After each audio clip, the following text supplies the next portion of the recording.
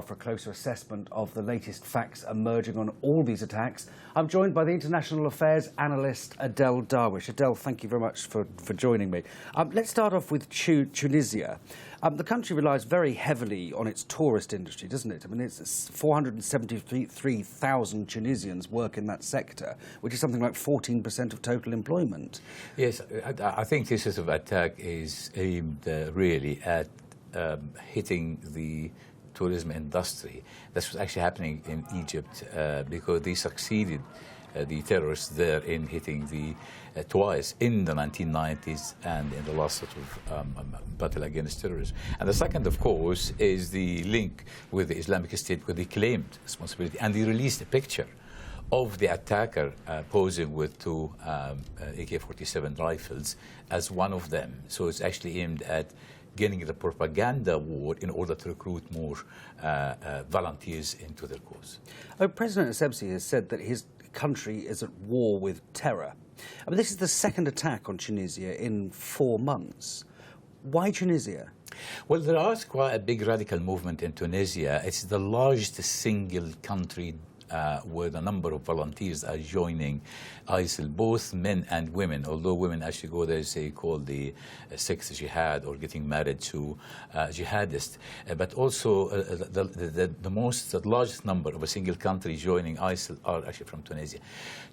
And the Prime Minister and the President of Tunisia, under Rasul Sultan, they actually ordered the closure of hundreds of mosques, tens of mosques, that they are not, because they got like a French system there, where the mosques have to get clearance from the Ministry of Interior, what message they give every Friday prayer. So they had some unlicensed mosques, they closed them down.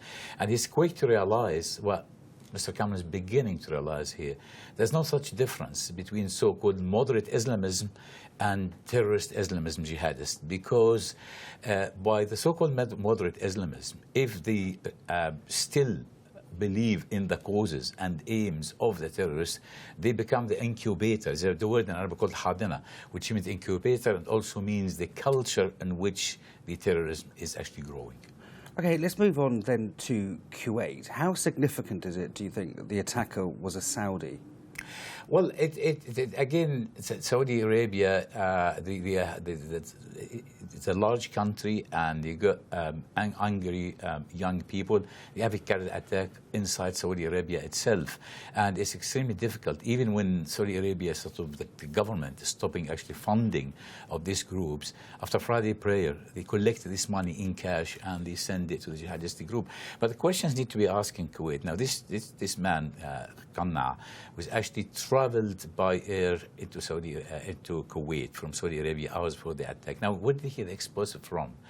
Is it actually lack of security airport where he actually flew, whether he flew from Jeddah or somewhere else? So what kind of security is at the airport? Or if he hasn't actually flown with the explosives, where did he get it from? So there must be some kind of network in Kuwait, and that's very worrying to the Kuwaiti authority. And the second, of course, is the political issue, because the largest gathering of a minority Shia group in all the Gulf countries is actually Kuwait.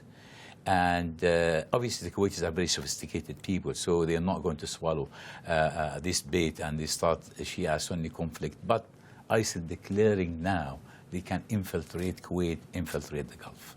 Okay, the group affiliated to IS that's claimed responsibility is the Najd province. Who are they? What is the Najd province?